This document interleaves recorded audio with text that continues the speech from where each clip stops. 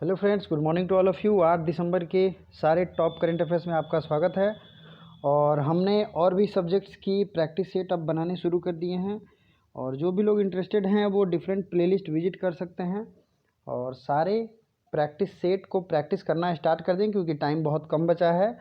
लगभग 3 से 4 महीने अभी एग्जैक्ट टाइम है, उसके बाद फॉर्म भी आने शुरू हो जाते हैं। फॉर्म आप भरोगे, एग्ज़ाम्स अपने दोगे तो टाइम बहुत कम बचता है। तो अभी थॉरोली पढ़ने का टाइम है, लास्ट टाइम में बहुत कम समय बचता है। इसके साथ साथ ये करंट अफेयर्स और भी जो जनरल कंपटीशन के एग्ज़ाम हैं उनमें काम आएगा। टेलीग्राम का लिंक डिस्क्रिप्शन में है, पीडीएफ वहाँ पे भेजे जाते हैं, आप प्लीज़ उसे ज्वाइन कर लो। पहला क्वेश्चन है, हाल ही में अग्रणी उद्योग निकाय फिक्की, ठीक है, न्यू प्रेसिडेंट ऑफ फिक्की या फिक्की का अध्यक्ष किसे चुना गया है। फिक्की क्या है? ये उद्योग परिसंघ का एक तरीके से निकाय है। ये काफ़ी अहम मुद्दों में भारत सरकार को हेल्प करती है, बहुत बड़े बड़े विचार विमर्श में भी हेल्प करती है। तो फिक्की के नए प्रेसिडेंट बनाए गए हैं उदय शंकर। इसके साथ साथ जो भी न्यू अपॉइंटमेंट हुए हैं अभी रिसेंट में, उन पे रिलेटेड एक वीडियो कंपाइल की जा रही है। वो वीडियो भी मे बी आज आ जाएगी शाम तक, तो प्लीज़ रेडी रहें उसको देखने के लिए, क्योंकि उसमें वन टाइम वीडियो होगा। सब जितने भी अपॉइंटमेंट है रिसेंट के वो आपको रिवीजन करवा दिए जाएंगे। फिक्की के न्यू प्रेसिडेंट उदय शंकर। जैसे कि आपको रॉ और आईबी के हेड का नाम पता होना चाहिए। रॉ के हेड कौन है? सावंत कुमार गोयल। आईबी के हेड कौन है? अरविंद कुमार, ठीक है, तो ये आपको याद होने चाहिए। अगला है, फादर ऑफ फाइबर ऑप्टिक्स किसे कहते हैं। देखिए ये क्वेश्चन बहुत ही ज़्यादा ज़रूरी है। फादर ऑफ फाइबर ऑप्टिक्स, ये है नरेंद्र सिंह कपानी। ये अमेरिका में साइंटिस्ट थे और इन्होंने फाइबर ऑप्टिक्स की एक तरीके से इजाद किया था, इसका इन्वेंशन किया था। तो इसलिए ये बहुत ही ज़्यादा फेमस है और चूंकि इनका देहांत हुआ है इसलिए ये न्यूज़ में भी चल रहा है। Father of fibre optics Narendra Singh Kapany. Exam point of view से बहुत ही ज़्यादा इम्पॉर्टेंट है, ठीक है, बहुत ही ज़्यादा इम्पॉर्टेंट है father of fibre optics. Next देखते हैं, भारत और किस देश की नौसेना के बीच पैसेज अभ्यास आरंभ हुआ है। तो पैसेज जो है अभ्यास डिफेंस एक्सरसाइज, ये शुरू हुआ है भारत और रूस के बीच में। किसके बीच में? भारत और रूस के बीच में। रूस ने अभी हाल ही में स्पुतनिक 5, ये कोरोना का वैक्सीन था, स्पुतनिक 5 सबसे पहले इसने ही बनाया था। अभी कोरोना के वैक्सीन की बात हो रही है तो कुछ दिन पहले मैंने बताया था फाइजर वैक्सीन। फाइजर वैक्सीन को किसने मंजूरी दी है? ये ब्रिटेन ने मंजूरी दी है। और भारत भी ऐसा दावा कर रहा है कि इस महीने के लास्ट तक vaccine is ready for India. Vaccine बहुत मात्रा में भारत खरीद भी रहा है, तो ये दोनों चीज़ें आपको ध्यान रखनी चाहिए। रूस के प्रेसिडेंट हैं व्लादिमीर पुतिन और यहाँ के प्रधानमंत्री हैं रूस के, उनका नाम क्या है? रूस के प्रधानमंत्री मिखाइल मिशुस्तिन। ये भी रिसेंट में अपॉइंटमेंट इनका हुआ है। तो यहाँ हम लोग दो चीज़ें रिवीजन करेंगे। पहले रूस का मैप देखेंगे और उससे रिलेटेड जीएस के फैक्ट्स एशिया के साथ रिवीजन करेंगे। दूसरा डिफेंस एक्सरसाइज। दोनों चीज़ों को आइए रिवीजन करते हैं। ये है रसिया, ठीक है। रसिया के ऊपर का जो इलाका है जो बर्फ़ से सालों भर ढका रहता है, इसे कहते हैं साइबेरिया।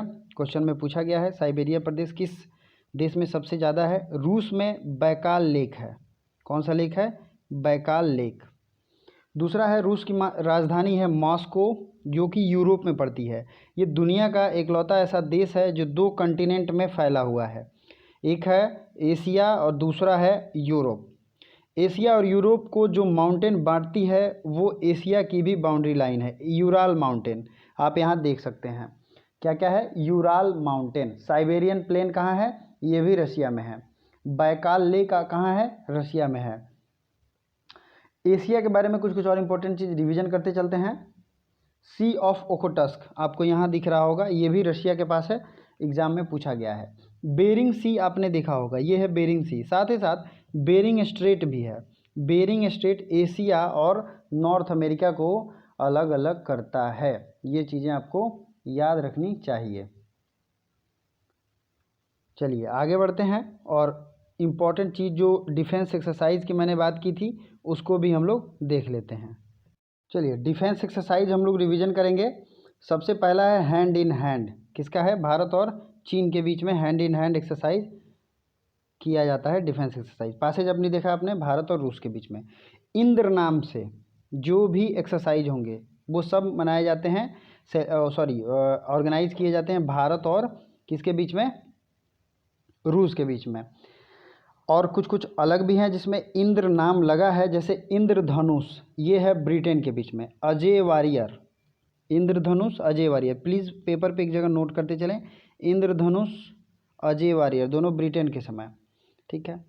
इसके पहले भारत और अमेरिका के बीच में पासेक्स एक्सरसाइज हुआ था। पासेक्स, पैसेज और पासेज दोनों में अंतर है। पासेक्स है, एक में एक्स है और एक में पैसेज है, दोनों चीज़ों को ध्यान से देखिए, ठीक है। मिलन 2020 का आयोजन कहाँ हुआ था? इस बार एग्जाम में पूछा जाएगा। विशाखापट्टनम में हुआ था मिलन 2020।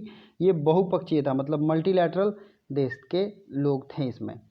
एक और है सिन्यू मैत्री, नोट करना चाहें तो नोट कर लीजिए, सिन्यू मैत्री, ये भारत और जापान की वायुसेना के बीच में। अगला है गरुड़ 6, गरुड़ 6 डिफेंस एक्सरसाइज। गरुड़ किसके बीच में हुआ था? गरुड़ हुआ था भारत और फ्रांस के बीच में, ठीक है, गरुड़। अगला है समुद्र शक्ति, समुद्र शक्ति भारत और इंडोनेशिया के बीच में, ठीक है, भारत और इंडोनेशिया के बीच में समुद्र शक्ति। नेक्स्ट है स्लाइनेक्स, ये तो बहुत इजी है, SLINEX, तो इसको आप लोग जरूर याद कर लोगे। स्लाई से श्रीलंका, समुद्र शक्ति भारत और इंडोनेशिया। मालाबार एक्सरसाइज, ये मल्टीलैटरल होता है, 4 देश इस बार, इसमें एक और देश ऑस्ट्रेलिया भी पार्टिसिपेट किया है। भारत, जापान, अमेरिका हर साल इसमें पार्टिसिपेट करते हैं। इस बार ये नौसेना का होता है, ठीक है, नौसेना का अभ्यास होता है मालाबार। वरुण, अब देखिए आपको अभी कुछ दिन पहले मैंने गरुड़ बताया था, गरुड़ भी है भारत और फ्रांस के बीच में, और वरुण भी है, ये भी भारत और फ्रांस के बीच में है। चलिए अब कुछ और देख लेते हैं। सिम्बैक्स, कुछ डिफेंस एक्सरसाइज में ट्रिक से याद करिए, SIMBAX, तो सिंगापुर और इंडिया मिल के जो एक्सरसाइज करते हैं उसको कहते हैं सिम्बैक्स। ऑस इंडेक्स, इसको तो आप एक बार में याद कर लोगे, AUSINDEX, ऑस इंडेक्स, इसको कौन कौन सा देश ऑर्गेनाइज करता है? ऑस इंडेक्स को ऑस्ट्रेलिया और इंडिया। तो थोड़ा टाइम लगेगा लेकिन आपका रिवीजन पूरा हो जाएगा। धर्म गार्डियन, धर्म गार्डियन भारत और जापान के बीच में। वज्र प्रहार भारत और अमेरिका के बीच में, वज्र प्रहार। युद्ध अभ्यास, ये भी है भारत और अमेरिका के बीच में। नोमैडिक एलिफेंट भारत और मंगोलिया के बीच में, नोमैडिक एलिफेंट भारत और मंगोलिया के बीच में। प्रबल दोस्तिक, प्रबल दोस्तिक, ये भारत और कजाकिस्तान के बीच में। भारत और नेपाल के बीच में कौन कौन है? सूर्य किरण, सूर्य किरण, ठीक है। भारत और थाईलैंड के बीच में, थाईलैंड के बीच में है मैत्री, ठीक है। शक्ति भी एक्सरसाइज है, ये थल सेना के बीच में होता है, भारत और फ्रांस के बीच में। अब देखिए वरुण, गरुड़ और शक्ति तीनों हो गया भारत और फ्रांस के बीच में। अगला है भारत और जापान के बीच में एक और एक्सरसाइज है, सहयोग काजिन, सहयोग काजिन, ये नौसेना के बीच में होता है भारत और जापान के बीच में। उसी तरीके से धर्म गार्डियन भारत और जापान के थल सेना के बीच में था, ठीक है। और सिन्यू मैत्री भारत और जापान के वायुसेना के बीच में था। तीनों में अंतर समझ में आया? चलिए इस हिसाब से मैं ये समझ रहा हूँ कि काफ़ी सारे आपके रिवीजन हो चुके हैं, तो अब आगे बढ़ते हैं। रिवीजन करने का सबसे अच्छा तरीका है बार बार चीज़ों को पढ़ें, जहाँ भी मिले उसे रिवीजन करें और रिवीजन करें, बार बार देखकर, सुनकर, समझकर, ठीक है। तो एक क्वेश्चन में काफ़ी टाइम लगा लेकिन आपके बहुत सारे पॉइंट्स रिवीजन हो गए। Thank you so much for watching. अगले क्वेश्चन की तरफ हम लोग बढ़ते हैं। हाल ही में किस बैंक ने MSME के लिए रूपी बिजनेस क्रेडिट कार्ड लॉन्च किया है? MSME होता है micro small and medium enterprises, इसके लिए एक्सिस बैंक ने रूपी बिजनेस क्रेडिट कार्ड लॉन्च किया है। क्वेश्चन इंपॉर्टेंट है। उपराष्ट्रपति M वेंकैया नायडू ने किस पूर्व प्रधानमंत्री के नाम पर एक स्मारक डाक टिकट जारी करने का ऐलान किया है? तो स्मारक डाक टिकट बनेगा किसके नाम पे? इंद्र कुमार गुजराल के नाम पे। किसके नाम पे? इंद्र कुमार गुजराल के नाम पे। अभी कुछ दिन पहले एक और प्रधानमंत्री न्यूज़ में थे, HD देवेगौड़ा, HD देवेगौड़ा, क्योंकि इन्होंने राज्यसभा की सदस्यता ली है।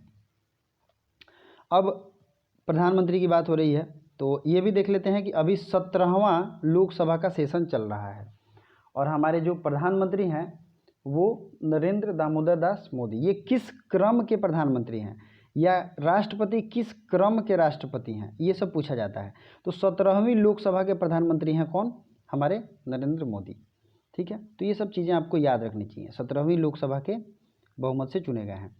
According to Fortune magazine, Fortune एक मैगजीन है, बहुत दुनिया की लीडिंग मैगजीन है, इसके हिसाब से who is the 2020 business person of the year awardee, मतलब 2020 का 2020 का business person of the year award Fortune magazine के हिसाब से कौन है, किसे दिया गया है, बताइए इसका राइट आंसर।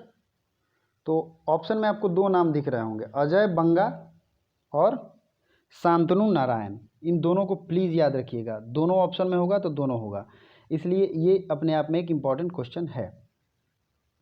अगला क्वेश्चन है, हाल ही में टाइम मैगजीन का पहला kid of the year award किसे दिया गया है? टाइम मैगजीन का kid of the year award ये दिया गया है गीतांजलि राव को। किसको दिया गया है? गीतांजलि राव को।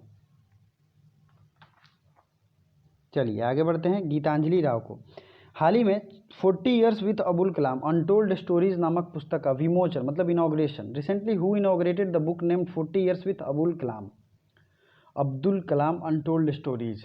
तो ये एम वेंकैया नायडू ने इस किताब का विमोचन प्रदर्शन किया है। नेक्स्ट है, कोविड-19 वैक्सीन का सबसे बड़ा खरीदार कौन देश बना है?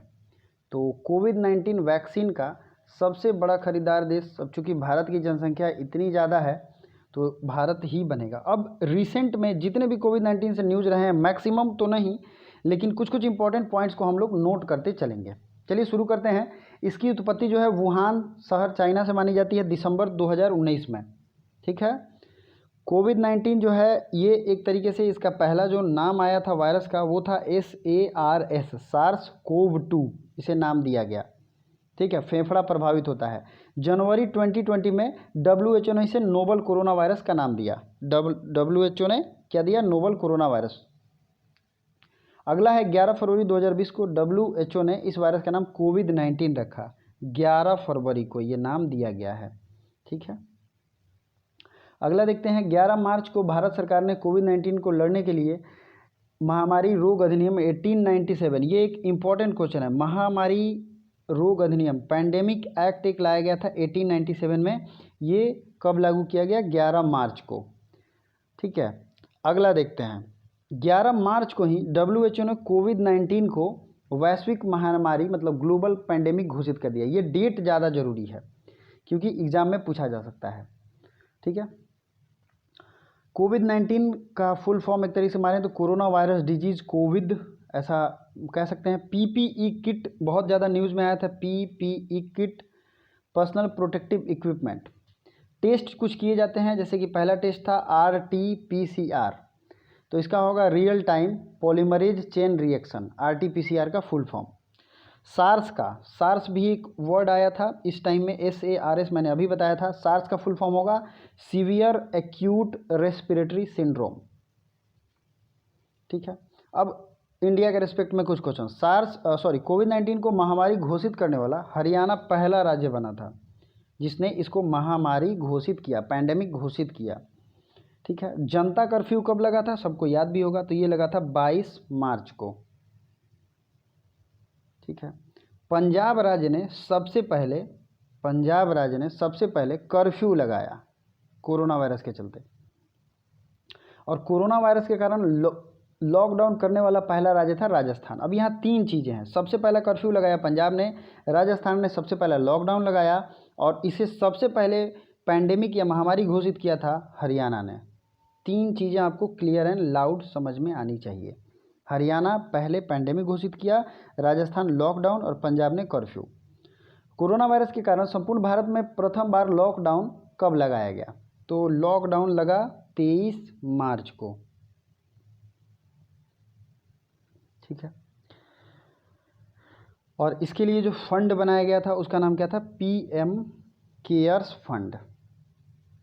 जो दवा पहले दफ़ा में लॉन्च की गई थी, एक तरीके से मलेरिया की दवा थी हाइड्रोक्सी क्लोरोक्विन, और इस दवा का पूरे दुनिया में सबसे ज़्यादा प्रोड्यूसर देश था इंडिया, क्योंकि मलेरिया यहाँ अभी भी बहुत ज़्यादा फैले हुए हैं।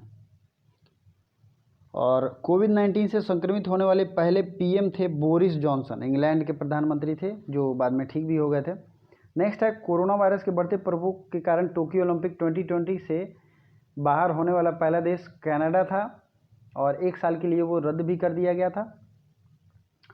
3-4 तरीके के टेस्ट होते हैं, आप याद रखेंगे। Truenat test, rapid antigen test, rapid antibody test और RT-PCR। तीनों का फुल फॉर्म मैंने पहले ही बताया है, ठीक है। कोविड-19 के टाइम में बहुत सारे ऑपरेशन भी चलाए गए थे, तो ये लगभग कुछ पॉइंट्स मैंने आपको रिवीजन करा दिए हैं, आगे भी मैं रिवीजन कराऊंगा। तो नेक्स्ट क्वेश्चन, किस राज्य सरकार ने मोजेरहाट ब्रिज का नाम बदलकर जय हिंद पुल रखा है? Majerhat bridge name will be changed as Jai Hind bridge, जय हिंद पुल। तो ये पश्चिम बंगाल में है। पश्चिम बंगाल में क्या है? मोजेरहाट ब्रिज। आइए मैप में इसे देखते हैं। ये है वेस्ट बंगाल। वेस्ट बंगाल की राजधानी कहाँ है? कोलकाता। कोलकाता में 2 पोर्ट है, एक तो है हल्दिया और एक है कोलकाता, ठीक है। कोलकाता पोर्ट ट्रस्ट का नाम अभी भारत सरकार ने डॉक्टर श्यामा प्रसाद मुखर्जी के नाम पे रखा था। आप ज़रा ध्यान से देखिए वेस्ट बंगाल के मैप को। ये है वेस्ट बंगाल, बिहार से लगता है, झारखंड से लगता है, उड़ीसा से लगता है और बांग्लादेश से पूर्ण रूप से लगता है ईस्टर्न साइड में। अगला है भूटान से इसकी बाउंड्री लगती है और नेपाल से। इंटरनेशनल बाउंड्री जिस भी राज्य की लगती है वो अपने आप में ज़रूरी हो जाती है। जैसे कि सिक्किम यहाँ पे एक स्टेट है, इसकी 3 इंटरनेशनल बाउंड्री है, भूटान, नेपाल और ऊपर चीन। अरुणाचल प्रदेश की है भूटान, चीन और म्यांमार। नागालैंड की है म्यांमार। मणिपुर की म्यांमार, मिजोरम का म्यांमार। त्रिपुरा का है बांग्लादेश। असम एक ऐसा नॉर्थ ईस्ट का स्टेट है जो कि लगभग सब नॉर्थ ईस्ट स्टेट से लगा हुआ है। आप देख सकते हैं असम के गोद में पूर्ण रूप से है मेघालय, जहाँ गारो खासी जयंतियाँ हैं। और हम बात करेंगे जितने भी नेशनल पार्क हैं इस रीजन में, मैं सब आपको अभी एज अ पीडीएफ रिवीजन करवाऊंगा। चलिए स्टार्ट करते हैं। तो ये है मेघालय, नोकरेक और बालफक्रम, नॉर्थ ईस्ट का स्टेट था मेघालय का, नोकरेक और बालफक्रम। त्रिपुरा का है बाइसन और क्लाउडेड लेपर्ड, ये 2 नेशनल पार्क है त्रिपुरा में। अगला है जो हम लोग अभी देख रहे थे West Bengal, Gorumara national park, Buxa national park, Singalila national park, Jaldapara national park, Sundarban national park. Please अगर नोट करना चाहते हो तो यहाँ से आप नोट कर सकते हैं, ठीक है। फिर आते हैं हम त्रिपुरा, देख लिया आपने, और कुछ सिंगल हैं जैसे बिहार में वाल्मीकि नगर है, गोवा में महावीर हरीना वनस्थली है, बेतला कहाँ है? झारखंड में। इंटांकी नेशनल पार्क कहाँ है? नागालैंड में। और सिक्किम में है Khangchendzonga national park. Dudhwa national park Uttar Pradesh में है। साथ ही साथ चंद्रप्रभा वाइल्ड लाइफ सेंचुरी कहाँ है? उत्तर प्रदेश में है, ठीक है। अंडमान निकोबार में कौन कौन सा है? तो जितने भी बटन नाम से लगे हों ये सब कहाँ है? अंडमान निकोबार में। रानी झांसी मरीन नेशनल पार्क, ये भी अंडमान निकोबार में। सैडल पीक नेशनल पार्क कहाँ है? और माउंट हैरियट नेशनल पार्क कहाँ है? तो ये दोनों हैं अंडमान एंड निकोबार में। चलिए आगे बढ़ते हैं। मेरा ये प्रयास रहता है कि 200-300 अलग से जीएस के फैक्ट्स आपको दे दूं ताकि आपका टाइम बचे। हाल ही में वायु प्रदूषण कारण विश्व की पहली मृत्यु कहाँ दर्ज की गई है? तो ये ब्रिटेन में दर्ज की गई है। और ब्रिटेन पहला क्लाइमेट इमरजेंसी लगाने वाला देश था, दूसरा था आयरलैंड, और अभी हाल में न्यूजीलैंड के द्वारा क्लाइमेट इमरजेंसी लगाया गया है। मैंने पिछले दिन के करंट अफेयर्स में बताए भी थे। नेक्स्ट क्वेश्चन है, हाल ही में किस राज्य सरकार ने रायमोना राष्ट्रीय उद्यान मतलब नेशनल पार्क को मंजूरी देने की प्रक्रिया शुरू कर दी है? मतलब इसे एक नेशनल पार्क बनाया जाएगा, तो ये है असम में। नेक्स्ट क्वेश्चन, हाल ही में किस देश ने दास श्रम का हवाला देते हुए मतलब स्लेव लेबर का हवाला देते हुए चीन से कपास के आयात पे प्रतिबंध लगा दिया है? यह है अमेरिका, ठीक है। ये आपको गेस करने की जरूरत नहीं है, ये आपको पहले से ही पता होगा। किस राज्य ने गर्भवती महिलाओं के लिए लंच बॉक्स स्कीम शुरू की है? तो ये तेलंगाना सरकार ने की थी। पिछले दिन के करंट अफेयर्स में मैंने डिटेल में बताया था। अगला है चांद पर झंडा फहराने वाला दूसरा देश, तो ये है चीन। Asian of the year 2020 award दिया गया है आदार पूनावाला को। और आईटीबीपी ने अपने लड़ाकू कुत्तों का नाम किस क्षेत्र पर रखेंगे, तो ये रखेंगे लद्दाख के नाम पे, बेल्जियन मेलिनोइस। आईआईटी वैश्विक सम्मेलन 2020 की अध्यक्षता किसने की, तो ये है नरेंद्र मोदी ने इसकी अध्यक्षता की। अब जो क्वेश्चन आपको कमेंट करना है, भारत की पहली प्राइवेट सैटेलाइट कंपनी पिक्सल ने अपना सैटेलाइट लॉन्च करने के लिए किसके साथ साझेदारी की है। Pixel, who is the first private satellite company in India, has agreement with which company, the following companies name, NSIL, NASA, ESA, जाटा। NASA full form is national aeronautical space administration, NSIL new space India limited, ESA European space agency, और जाटा इस Japan की agency है। तो ये सब आपको याद रखना है, new space India limited, NASA, ESA और जाटा में से जो भी राइट आंसर होगा उसे आप कमेंट बॉक्स में विथ फुल डिटेल कमेंट करें। Thank you so much for watching, bye for now.